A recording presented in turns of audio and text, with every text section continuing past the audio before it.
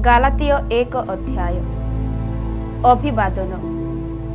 मु पाउल जणे प्रेरित मनुष्य ठारू नुहे कि मनुष्य द्वारा नुहे, किंतु जीशुख्रीष्टଙ୍କ द्वारा, एवं जेउ पिता ईश्वर ताहांको मृत्युमानक मध्यरु उठाइले ताहांको द्वारा, आउ मोहर सांगरे थिबा भाई समस्ते गालातिय मंडली समूह को लेखुअछु।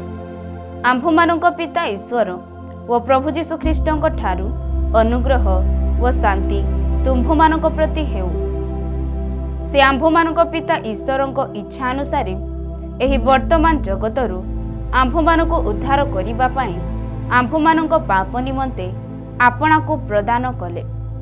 जुगे जुगे ताहांकर गौरव हेउ। आमेन। एकमात्र सुसमाचार ख्रीष्टଙ୍କ अनुग्रह रे जे तुम्भमानक आह्वान कले, ताहांक ठारो तुम्भे माने जे एड़े शीघ्र विमुख होई अन्य सुसमाचार प्रति अनुरक्त हेउछ, एथिरे मु चमत्कृत हेउछि। ताहा अन्य सुसमाचार सुधा नुहे, केवल केतेक तुम्भमानंकु अस्थिर करुअछंती व ख्रीष्टଙ୍କ सुसमाचार को विकृत करिबाकु इच्छा करुअछंती।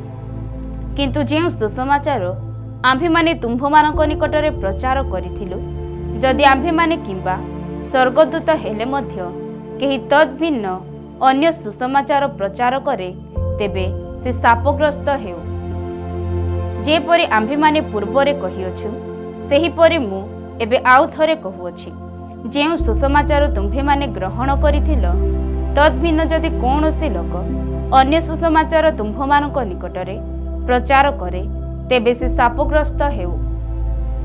मु केबे मनुष्य मानंकर किंबा ईश्वरंकर प्रिय पात्र हेबाकु जत्न करुअछि, अबा मनुष्य मानंकु कि संतुष्ट करिबाकु चेष्टा करुअछि। जदि मु एबे सुधा मनुष्य मानंकु संतुष्ट करुथांती, तेबे मु ख्रीष्टंकर दास हुअंती नाही। पाउल ईश्वरंक द्वारा आहूत। कारण हे भाई माने, जे सुसमाचार मो द्वारा प्रचारित होइअछि, से संबंधरे तुम्भमानंकु जणाउअछि जे ताहा मनुष्यर मतानुजाय नुहे, जेणु मु ताहा मनुष्य ठारू पाई नाही किबा शिक्षा करी नाही, किंतु जीशुख्रीष्टंकर प्रत्यादेश द्वारा पाइअछि। पूर्वे जिहुदी धर्म रे मोहर आचार व्यवहार संबंधरे तुम्भे माने तो सुनिअछ। मु ईश्वरंकर मंडली की अतिरिक्त भावरे ताड़ना करुथिली ओ ताहा उच्छिन्न करिबाकु चेष्टा करुथिली।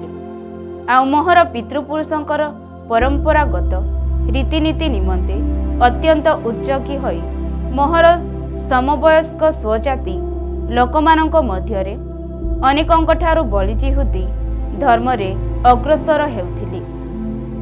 किंतु जे मोहर मातांक उदररु मते पृथक करिथिले व आपणा अनुग्रह रे मते आह्वान कले, से जेतेबेले आपणा पुत्रंकु मो ठारे प्रकाश करिबा निमंते संतुष्ट हेले, जेपरि मो विजातीय मानंक मध्यरे ताहांको प्रचार करे, सेतेबेले मो मनुष्य सत परामर्श न करी किबा मो पूर्वरे नियुक्त प्रेरित मानंक निकटकु जेरुसालेम को न जाई से क्षण आरब को बाहरी गली।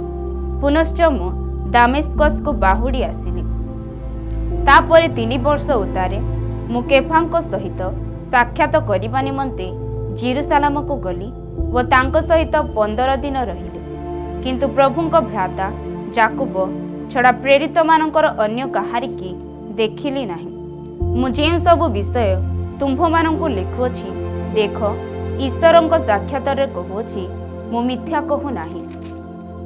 परे मु सूरिया व किलिकिया अंचल को गली। जिहुदा प्रदेशर ख्रीष्टाश्रित मंडली समूह निकटरे मु व्यक्तिगत भावे परिचित नथिले।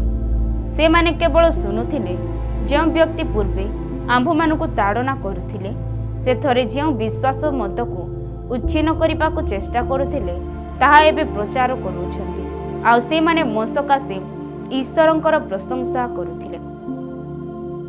गालातिय 2 अध्याय। पाउल प्रेरित मानंक द्वारा गृहीत।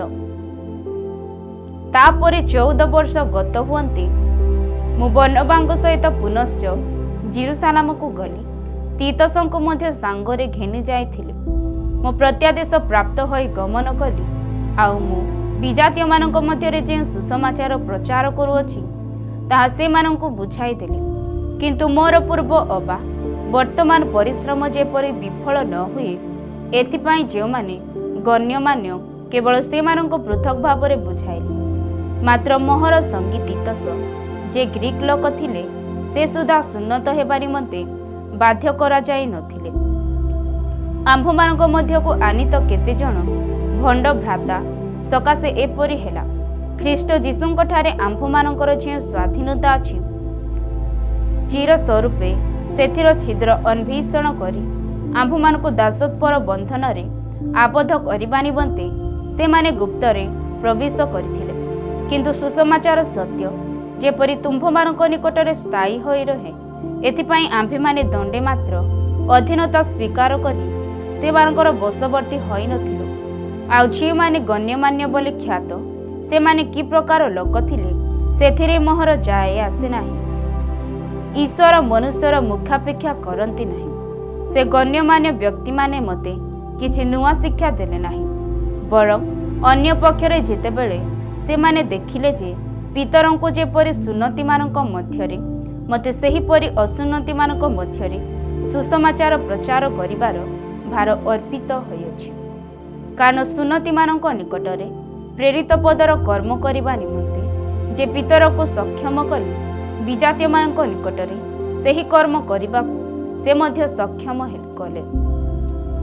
ଆଉ ଯେତେବେଳେ ସେମାନେ ମୋତେ ପ୍ରଦତ୍ତ ଅନୁଗ୍ରହ ବିଷୟ ବୁଝିଲେ, ସେତେବେଳେ ସ୍ତମ୍ଭ ସ୍ୱରୂପେ ଖ୍ୟାତ ଯାକୁବ, କେଫା ଓ ଜହନ ମୋତେ ବର୍ଣ୍ଣବାଙ୍କୁ ସହଭାଗିତାର ଦକ୍ଷିଣ ହସ୍ତ ପ୍ରଦାନ କଲେ, ଯେପରି ଆମ୍ଭେମାନେ ବିଜାତୀୟମାନଙ୍କ ମଧ୍ୟରେ କାର୍ଯ୍ୟ କରୁ ଓ ସେମାନେ ସୁନ୍ନତିମାନଙ୍କ ମଧ୍ୟରେ କାର୍ଯ୍ୟ କରନ୍ତି। ଆମ୍ଭେମାନେ ଯେପରି ଦରିଦ୍ରମାନଙ୍କୁ ସ୍ମରଣ କରୁ, କେବଳ ଏହା ସେମାନେ ଆମ୍ଭମାନଙ୍କୁ କହିଥିଲେ। ତାହା କହିବା ନିମନ୍ତେ ମୁଁ ମଧ୍ୟ ଉଦ୍ଯୋଗୀ ଥିଲି। ପିତରଙ୍କୁ ପାଉଲଙ୍କର ଅନୁଯୋଗ। କିନ୍ତୁ ଯେତେବେଳେ କେଫା ଆନ୍ତିଓଖିଆକୁ ଆସିଥିଲେ, ସେତେବେଳେ ମୋ ମୁଖ ଉପରେ ତାଙ୍କୁ ଅନୁଯୋଗ କଲି, କାରଣ ସେ ଦୋଷୀ ଥିଲେ। ଯେଣୁ ଯାକୁବଙ୍କ ଠାରୁ କେତେକ ଜଣ ଆସି ବା ପୂର୍ବେ ସେ ବିଜାତୀୟ ବିଶ୍ୱାସୀମାନଙ୍କ ସହିତ ଭୋଜନ କରୁଥିଲେ।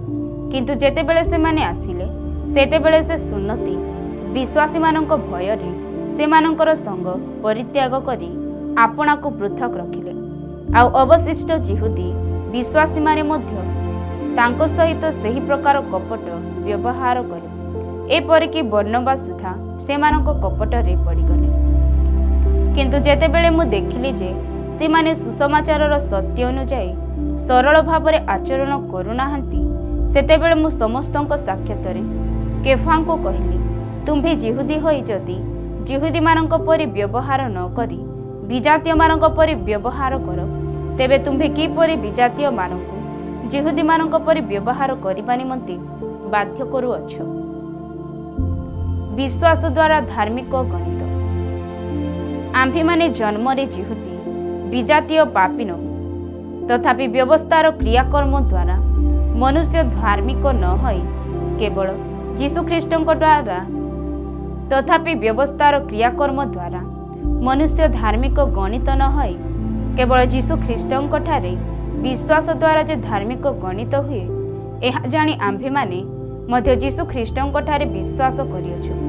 ଯେପରି ବ୍ୟବସ୍ଥାର କ୍ରିୟାକର୍ମ ଦ୍ୱାରା ଧାର୍ମିକ ଗଣିତ ନ ହୋଇ ଖ୍ରୀଷ୍ଟଙ୍କଠାରେ ବିଶ୍ୱାସ ଦ୍ୱାରା ଧାର୍ମିକ ଗଣିତ ହେଉ।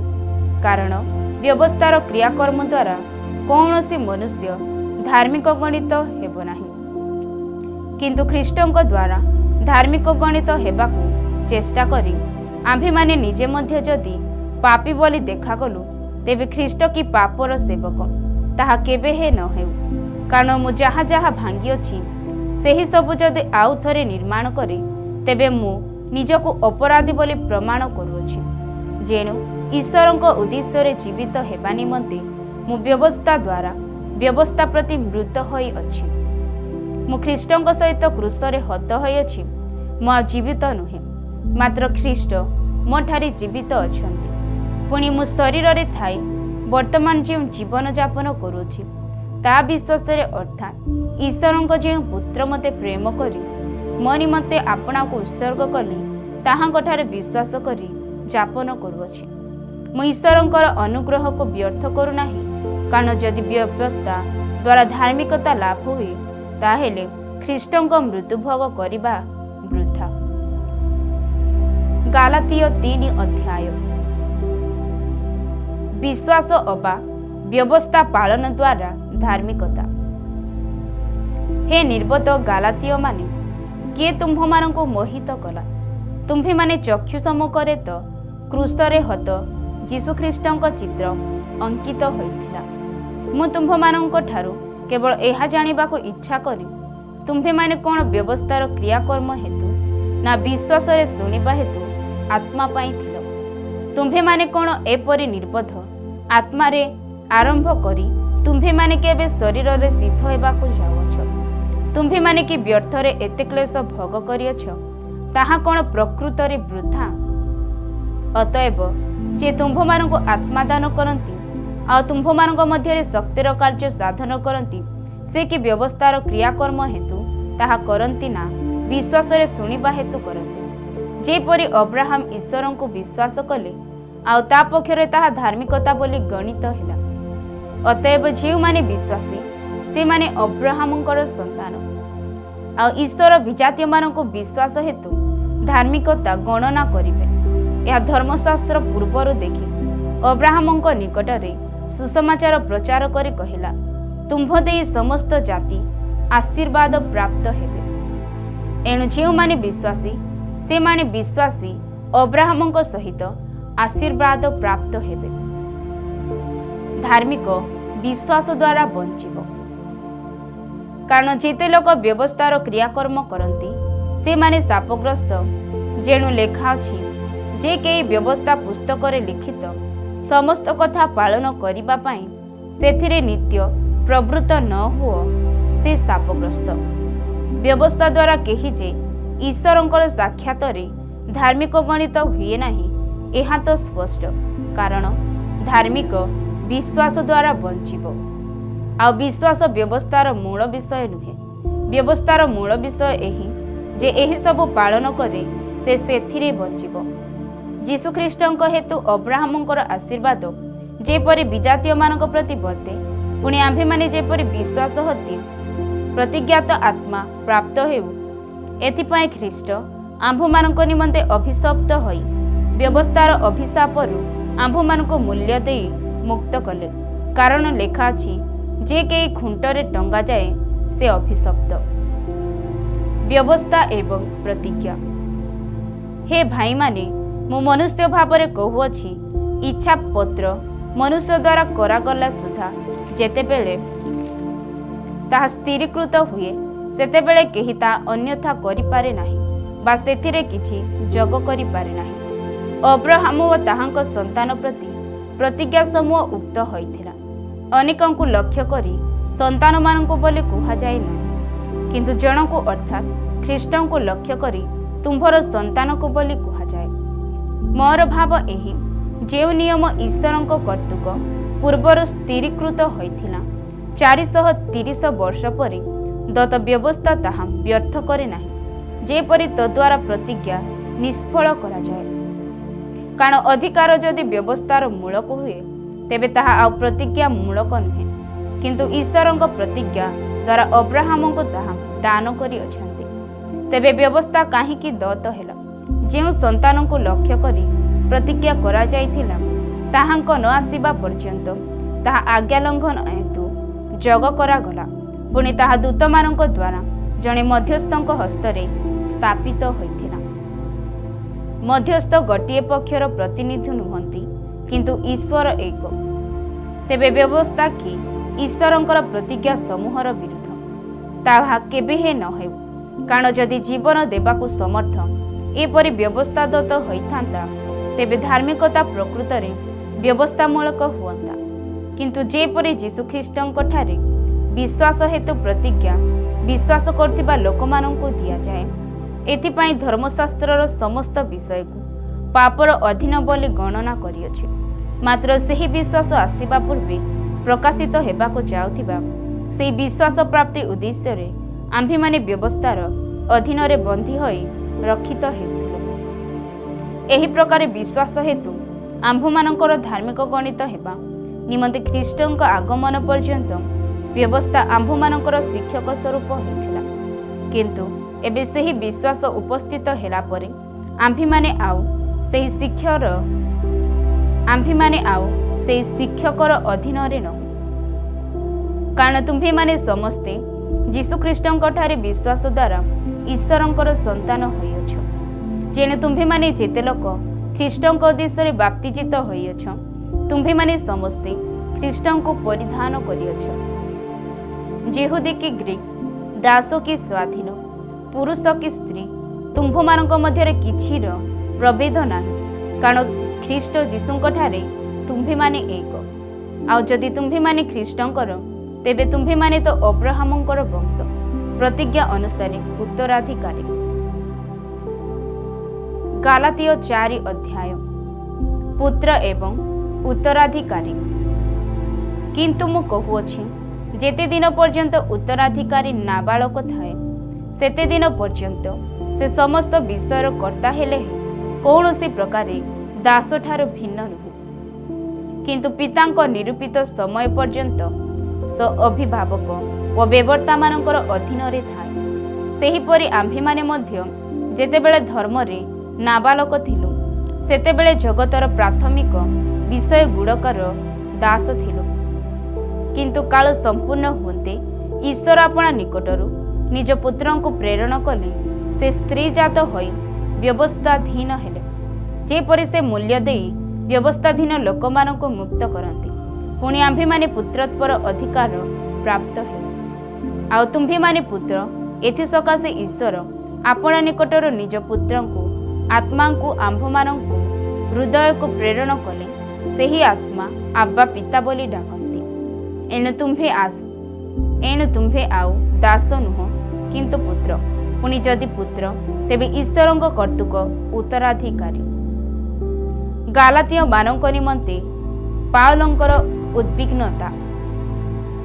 मात्र पूर्वरे आम्भेमाने ईश्वरंको न जानी जो माने प्रकृतरे ईश्वर नुहंती सेमानंकर दास थिलु, किंतु एबे ईश्वरंक परिचय पाइअछ, बरंच ईश्वरंक द्वारा परिचित होइअछ। तेबे किपरि आउ थरे दुर्बल व अकिंचन प्राथमिक विषय गुड़ाक प्रति फेरी जाए पुनर्बार सेही सबुर दास हेबाकू इच्छा करुअछ। तुम्भेमाने विशेष विशेष दिन, मास, पर्व व वर्ष पालन करिथाओ। तुम्भमानंक निमंते मु जे परिश्रम करिअछि काले ताहा व्यर्थ हुए, तुम्भमानंक संबंध रे मोहर एही भय हेउछि। हे भाई माने, मु तुम्भमानंको निवेदन करुअछि, तुम्भेमाने मो परि हुओ, कारण मु तुम्भमानंक परि होइअछि। तुम्भेमाने मो प्रति कौनसी अन्याय करिनाहो, किंतु तुम्भेमाने जान जे शारीरिक पीड़ा हेतु मु तुम्भमानंक निकटरे प्रथम थर सुसमाचार प्रचार करिथिली। आउ तुम्भमानंक परीक्षा स्वरूप मोहर शारीरिक अवस्था तुम्भेमाने तुच्छ कल नाही बा घृणा कल नाही, किंतु तुम्भेमाने ईश्वरंकर जणे दूत स्वरूप एपरि ख्रीष्ट जीशुंक स्वरूप मते ग्रहण कल। तेबे तुम्भमानंकर सेही आनंद काहे, कारण मु तुम्भमानंक पक्षरे साक्ष्य देउछि जे संभव होइथिले तुम्भेमाने आपणा आपणा चक्षु उत्पाटन करी मते देई थांत। अतएव मु तुम्भमानंकु सत्य कहिबारु कि तुम्भमानंकर शत्रु होइअछि। से माने तो तुम्भमानंक विषय उद्योगी, किंतु भल अभिप्राय रे नुहे, बरंच तुम्भेमाने जेपरि सेमानंक विषय उद्योगी हुओ, एथि निमंते सेमाने तुम्भमानंकु मोठारु पृथक करिबाकू इच्छा करुअछन्ति। केवल मु तुम्भमानंक सहित थिबा समय रे नुहे, मात्र सबु समय रे उत्तम विषय रे उद्योगी हेबा भल। हे मोहर पिलामाने, जे पर्यंत तुम्भमानंक ठारे ख्रीष्ट मृत्युमान होई नाहंती से पर्यंत तुम्भमानंक सकाशे पुनर्बार प्रसव वेदनार व्यतीत हेउछि। मु जेपरि वर्तमान तुम्भमानंक निकटरे उपस्थित होई अन्य भावरे कथा कहि पारंती, एहा मोहर इच्छा, कारण मु तुम्भमानंक विषय रे हतबुद्धि हेउछि। हागार व सारांक उदाहरण। व्यवस्थार अधीन हेबाकू इच्छा करुअछ जे तुम्भेमाने मते कुहत ତୁମ୍ଭେମାନେ କ'ଣ ବ୍ୟବସ୍ଥାର ବାକ୍ୟ ଶୁଣୁନାହଁ? କାରଣ ଲେଖା ଅଛି, ଅବ୍ରାହମଙ୍କର 2ଟି ପୁତ୍ର ଥିଲେ, ଜଣେ ଦାସୀଠାରୁ ଆଉ ଜଣେ ସ୍ୱାଧୀନ ସ୍ତ୍ରୀଠାରୁ ଜାତ। ଯେ ଦାସୀର ପୁତ୍ର ସେ ଶାରୀରିକ ସ୍ୱଭାବ ଅନୁସାରେ ଜାତ ହେଲା, ମାତ୍ର ସ୍ୱାଧୀନତା ସ୍ତ୍ରୀର ପୁତ୍ର ସେ ପ୍ରତିଜ୍ଞା ବଳରେ ଜାତ ହେଲା। ଏହି ସମସ୍ତ କଥାର ରୂପକ ଅର୍ଥ ଅଛି, କାରଣ ଏହି ସ୍ତ୍ରୀମାନେ 2ଟି ନିୟମ ସ୍ୱରୂପ।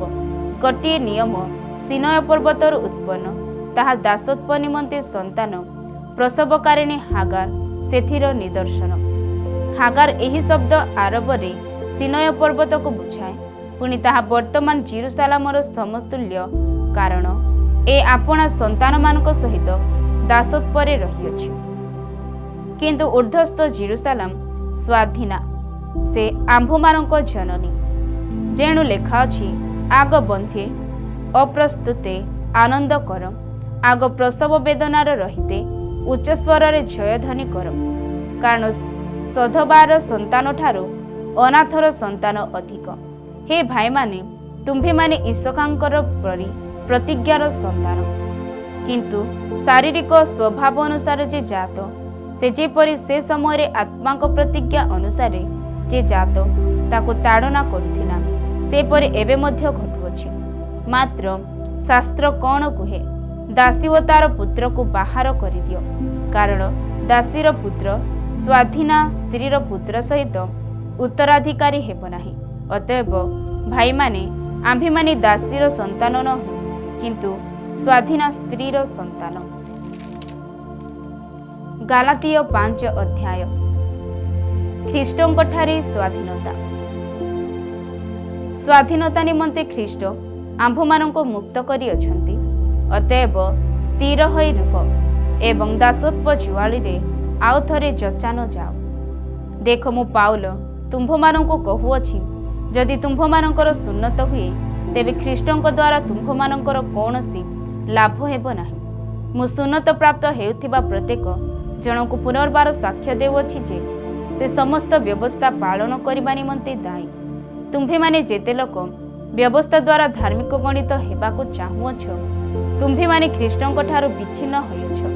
ତୁମ୍ଭେମାନେ ଅନୁଗ୍ରହରୁ ପତିତ ହୋଇଅଛ, କାରଣ ଆମ୍ଭେମାନେ ଆତ୍ମାଙ୍କ ଦ୍ୱାରା ବିଶ୍ୱାସ ହେତୁ ଧାର୍ମିକତା ପ୍ରାପ୍ତିର ଆଶାରେ ଅପେକ୍ଷା କରୁଅଛୁ। ଯେଣୁ ଖ୍ରୀଷ୍ଟ ଯୀଶୁଙ୍କ ସହଭାଗିତାରେ ସୁନ୍ନତ କି ଅସୁନ୍ନତ କିଛି ନୁହେଁ, କିନ୍ତୁ ପ୍ରେମରେ କାର୍ଯ୍ୟସାଧକ ବିଶ୍ୱାସ ହିଁ ସାର। ତୁମ୍ଭେମାନେ ତ ଉତ୍ତମ ରୂପେ ଦୌଡ଼ୁଥିଲ, କିଏ ତୁମ୍ଭମାନଙ୍କୁ ବାଧା ଦେଲା ଯେ ସତ୍ୟର ଅବାଧ୍ୟ ହୋଇଅଛ? ତୁମ୍ଭମାନଙ୍କର ଆହ୍ୱାନକର୍ତ୍ତାଙ୍କ ଠାରୁ ଏହି ପ୍ରବର୍ତ୍ତନ ଆସିନାହିଁ। ଟିକିଏ ବୋଲି ଖମିର ପିଣ୍ଡୁଳାଯାକ ଖମିରମୟ କରିଦିଏ। ତୁମ୍ଭେମାନେ ଯେ ଅନ୍ୟ ପ୍ରକାର ବିଚାର କରିବ ନାହିଁ, ଏହା ମୁଁ ତୁମ୍ଭମାନଙ୍କ ବିଷୟରେ ପ୍ରଭୁଙ୍କଠାରେ ଦୃଢ଼ ବିଶ୍ୱାସ କରୁଅଛି। କିନ୍ତୁ ଯେ ତୁମ୍ଭମାନଙ୍କୁ ଅସ୍ଥିର କରୁଅଛି, ସେ ଯେ କେହି ହେଉ ଆପଣାର ଦଣ୍ଡ ବହନ କରିବ। କିନ୍ତୁ ହେ ଭାଇମାନେ, ଯଦି ମୁଁ ଏବେ ସୁଦ୍ଧା ସୁନ୍ନତ ବିଧି ପ୍ରଚାର କରୁଅଛି, ତେବେ କାହିଁକି ମୁଁ ଏ ଯାଏ ତାଡ଼ନା ଭୋଗ କରୁଅଛି? ତାହା ହେଲେ କୃଷ ତ ଆଉ ବିଘ୍ନର କାରଣ ନୁହେଁ। ଯେଉଁମାନେ ତୁମ୍ଭମାନଙ୍କୁ ଅସ୍ଥିର କରୁଅଛନ୍ତି, ସେମାନେ ସମ୍ପୂର୍ଣ୍ଣ ଅଙ୍ଗହୀନ ହେଲେ ଭଲ ହୁଅନ୍ତା। କାରଣ ହେ ଭାଇମାନେ, ତୁମ୍ଭେମାନେ ସ୍ୱାଧୀନତା ନିମନ୍ତେ ଆହୁତ ହୋଇଅଛ। କେବଳ ତୁମ୍ଭର ସ୍ୱାଧୀନତାକୁ ଶାରୀରିକ ଅଭିଳାଷ ପୂରଣ ନିମନ୍ତେ ସୁଯୋଗ ସ୍ୱରୂପେ ବ୍ୟବହାର ନ କର, ବରଂ ପ୍ରେମରେ ପରସ୍ପରର ଦାସ ହୁଅ। କାରଣ ସମସ୍ତ ବ୍ୟବସ୍ଥା ଏହି ଗୋଟିଏ ବାକ୍ୟରେ ସିଦ୍ଧ ହୁଏ, ତୁମ୍ଭେ ଆପଣା ପ୍ରତିବାସୀକି ଆତ୍ମାତୁଲ୍ୟ ପ୍ରେମ କର। କିନ୍ତୁ ତୁମ୍ଭେମାନେ ଯଦି କାମୁଡ଼ା କୁମୁଡ଼ି ହୋଇ ପରସ୍ପରକୁ ଗ୍ରାସ କର, ତେବେ ସାବଧାନ, ଯେପରି ପରସ୍ପର ଦ୍ୱାରା ବିନଷ୍ଟ ନ ହୁଅ। ଆତ୍ମାଙ୍କ ଦ୍ୱାରା ଆଚରଣ। ମୋହର ଭାବ ଏହି, ଆତ୍ମାଙ୍କ ଦ୍ୱାରା ଆଚରଣ କର, ତାହେଲେ ତୁମ୍ଭେମାନେ ଶରୀରର ଅଭିଳାଷ ପୂର୍ଣ୍ଣ କରିବ ନାହିଁ। କାରଣ ଶରୀରର ଅଭିଳାଷ ଆତ୍ମାଙ୍କ ପ୍ରତିକୂଳ, ଆଉ ଆତ୍ମାଙ୍କ ଅଭିଳାଷ ଶରୀରର ପ୍ରତିକୂଳ। ଯେଣୁ ଏହି ଦୁଇ ପରସ୍ପରର ବିପରୀତ। ଫଳବତ ତୁମ୍ଭେମାନେ ଯାହା ଯାହା ଇଚ୍ଛା କର, ସେହି ସବୁ କରିପାର ନାହିଁ। କିନ୍ତୁ ଯଦି ତୁମ୍ଭମାନଙ୍କ ଆତ୍ମାଙ୍କ ଦ୍ୱାରା ପରିଚାଳିତ ହୁଅ, ତେବେ ବ୍ୟବସ୍ଥାର ଅଧୀନ ନୁହଁ। ଶରୀରର କାର୍ଯ୍ୟଗୁଡ଼ାକ ତ ସ୍ପଷ୍ଟ ରୂପେ ତୁମେ ଜାଣ। ବ୍ୟଭିଚାର, ଅଶୁଚିତା, କାମୁକତା, ପ୍ରତିମା ପୂଜା, କୁହୁକ, ଶତ୍ରୁତା, ବିବାଦ, ଦ୍ୱେଷ, କ୍ରୋଧ, ସ୍ୱାର୍ଥପରତା, ଦଳଭେଦ, ମତଭେଦ, ଈର୍ଷା, ମତତା, ରଙ୍ଗରସ ଇତ୍ୟାଦି ପ୍ରକାର କର୍ମଗୁଡ଼ାକ ମୁଁ ପୂର୍ବରେ ଯେପରି ତୁମ୍ଭମାନଙ୍କୁ କହିଥିଲି, ସେହିପରି ଆଗରୁ କହୁଅଛି ଯେ ଯେଉଁମାନେ ଏହିସବୁ ପ୍ରକାର କର୍ମ କରନ୍ତି ସେମାନେ ଈଶ୍ୱରଙ୍କ ରାଜ୍ୟର ଅଧିକାରୀ ହେବେ ନାହିଁ। କିନ୍ତୁ ଆତ୍ମାଙ୍କ ଫଳ ପ୍ରେମ, ଆନନ୍ଦ, ଶାନ୍ତି, ଦୀର୍ଘ ସହିଷ୍ଣୁତା, ପରୋପକାରିତା, ଭଦ୍ରତା, ବିଶ୍ୱସ୍ତତା, ମୃଦୁତା ଓ ଆତ୍ମସଂଯମ। ଏହି ସମସ୍ତ ବିରୁଦ୍ଧରେ କୌଣସି ବ୍ୟବସ୍ଥା ନାହିଁ। ଯେଉଁମାନେ ଖ୍ରୀଷ୍ଟ ଯୀଶୁଙ୍କର, ସେମାନେ ଶରୀରକୁ ସେଥିର କାମନା ଓ ଅଭିଳାଷ ସହିତ କ୍ରୁଶରେ ହତ କରିଅଛନ୍ତି। ଯଦି ଆମ୍ଭେମାନେ ଆତ୍ମାଙ୍କ ଦ୍ୱାରା ଜୀବନ ପ୍ରାପ୍ତ ହୋଇଅଛୁ, ତେବେ ଆତ୍ମାଙ୍କ ଦ୍ୱାରା ମଧ୍ୟ ଆଚରଣ କରୁ। ଆମ୍ଭେମାନେ ବୃଥା ଗର୍ବୀ ନ ହୋଇ ପରସ୍ପରକୁ ବିରକ୍ତ ନ କରୁ ଓ ପରସ୍ପରକୁ ଈର୍ଷା ନ କରୁ। ଗାଲାତୀୟ 6 ଅଧ୍ୟାୟ। ପରସ୍ପରର ଭାର ବହନ କରିବା। ହେ ଭାଇମାନେ, ଯଦି କେହି କୌଣସି ଅପରାଧରେ ଧରାପଡ଼େ, ଆତ୍ମିକ ଯେ ତୁମ୍ଭେମାନେ ମୃଦୁ ଭାବରେ ସେହି ପ୍ରକାର ଲୋକକୁ ସଂଶୋଧନ କର। ପୁଣି କେ ଜାଣି ନିଜେ ମଧ୍ୟ ପରୀକ୍ଷାରେ ପଡ଼ିପାର। ଏଥିପାଇଁ ଆପଣା ବିଷୟରେ ସାବଧାନ ହୁଅ, ପରସ୍ପରର ଭାର ବହନ କର। ଏହି ପ୍ରକାରେ ତୁମ୍ଭେମାନେ ଖ୍ରୀଷ୍ଟଙ୍କ ବ୍ୟବସ୍ଥା ସଫଳ କରିବ। ଯଦି କୌଣସି ଲୋକ ଅସାର ହେଲେ ଆପଣାକୁ ବଡ଼ ବୋଲି ମନେ କରେ, ତେବେ ସେ ନିଜକୁ ପ୍ରବଞ୍ଚନା କରେ। କିନ୍ତୁ ପ୍ରତ୍ୟେକ ଜଣ ଆପଣା କର୍ମ ପରୀକ୍ଷା କରୁ, ତେବେ ସେ ଅନ୍ୟ ସହିତ ଆପଣାକୁ ତୁଳନା କରିବା ଦ୍ୱାରା ଦର୍ପ ନ କରି କେବଳ ନିଜଠାରେ ଦର୍ପର କାରଣ ପାଇବ। କାରଣ ପ୍ରତ୍ୟେକ ଜଣ ଆପଣା ଭାର ବହନ କରିବ। କିନ୍ତୁ ଯେ ଈଶ୍ୱରଙ୍କ ବାକ୍ୟରେ ଶିକ୍ଷାପ୍ରାପ୍ତ ହୁଏ, ସେ ଶିକ୍ଷାଦାତାଙ୍କୁ ସମସ୍ତ ଉତ୍ତମ ବିଷୟର ସହଭାଗୀ କରାଉ। ଭ୍ରାନ୍ତ ନ ହୁଅ, ଈଶ୍ୱର ବିଦ୍ରୂପର ପାତ୍ର ନୁହନ୍ତି, କାରଣ ମନୁଷ୍ୟ ଯାହା ବୁଣେ ତାହା ହିଁ କାଟିବ। ଯେଣୁ ଯେ ଆପଣା ଶରୀର ଉଦ୍ଦେଶ୍ୟରେ ବୁଣେ, ସେ ଶରୀରରୁ ଉତ୍ପନ୍ନ କ୍ଷୟନୀୟ ଶସ୍ୟ କାଟିବ। କିନ୍ତୁ ଯେ ଆତ୍ମାଙ୍କ ଉଦ୍ଦେଶ୍ୟରେ ବୁଣେ, ସେ ଆତ୍ମାଙ୍କ ଠାରୁ ଉତ୍ପନ୍ନ ଅନନ୍ତ ଜୀବନ ରୂପ ଶସ୍ୟ କାଟିବ। ଆମ୍ଭେମାନେ ଉତ୍ତମ କର୍ମ କରିବାରେ ଶ୍ରାନ୍ତ ନ ହେଉ, କାରଣ କ୍ଳାନ୍ତ ନହେଲେ ଉପଯୁକ୍ତ ସମୟରେ ଶସ୍ୟ କାଟିବା। ଅତଏବ ଆମ୍ଭେମାନେ ସୁଯୋଗ ଅନୁସାରେ ସମସ୍ତଙ୍କର, ବିଶେଷତଃ ଏକ ପରିବାରଭୁକ୍ତ ବିଶ୍ୱାସୀ ସମସ୍ତଙ୍କର ମଙ୍ଗଳ କରୁ। ଶେଷ ସତର୍କ ବାଣୀ ଓ ଅଭିବାଦନ। ଦେଖ, କିପରି ବଡ଼ ବଡ଼ ଅକ୍ଷରରେ ମୋହର ନିଜ ହସ୍ତରେ ମୁଁ ତୁମ୍ଭମାନଙ୍କ ନିକଟକୁ ଲେଖୁଅଛି। ଯେଉଁମାନେ ବାହ୍ୟ କ୍ରିୟାକର୍ମ ଦ୍ୱାରା ସୁଖ୍ୟାତି ପାଇବାକୁ ଇଚ୍ଛା କରନ୍ତି, ସେମାନେ ତୁମ୍ଭମାନଙ୍କୁ ସୁନ୍ନତ ହେବା ପାଇଁ ବାଧ୍ୟ କରନ୍ତି। ଖ୍ରୀଷ୍ଟଙ୍କ କ୍ରୁଶ ହେତୁ ସେମାନେ ଯେପରି ତାଡ଼ନା ଭୋଗ ନ କରନ୍ତି, କେବଳ ସେଥି ନିମନ୍ତେ ତାହା କରନ୍ତି। କାରଣ ଯେଉଁମାନେ ସୁନ୍ନତ ବିଧି ସମର୍ଥନ କରନ୍ତି, ସେମାନେ ନିଜେ ସୁଦ୍ଧା ବ୍ୟବସ୍ଥା ପାଳନ କରନ୍ତି ନାହିଁ, ବରଂ ସେମାନେ ଯେପରି ତୁମ୍ଭମାନଙ୍କ ଶରୀର ସମ୍ବନ୍ଧରେ ଗର୍ବ କରିପାରନ୍ତି, ଏଥିପାଇଁ ସେମାନେ ତୁମ୍ଭମାନଙ୍କୁ ସୁନ୍ନତ କରାଇବାକୁ ଇଚ୍ଛା କରନ୍ତି। କିନ୍ତୁ ଆମ୍ଭମାନଙ୍କ ପ୍ରଭୁ ଯୀଶୁ ଖ୍ରୀଷ୍ଟଙ୍କର କ୍ରୁଶ ବ୍ୟତୀତ ଆଉ କାହିଁରେ ଦର୍ପ କରିବାର ମୋ ଠାରେ ଦୂରେ ଥାଉ। ତାହାଙ୍କ ଦ୍ୱାରା ଜଗତ ମୋ ପ୍ରତି ଓ ମୁଁ ଜଗତ ପ୍ରତି କ୍ରୁଶରେ ହତ ହୋଇଅଛି। କାରଣ ସୁନ୍ନତ କିମ୍ବା ଅସୁନ୍ନତ କିଛି ନୁହେଁ, କିନ୍ତୁ ନୂତନ ସୃଷ୍ଟି ହିଁ ସାର।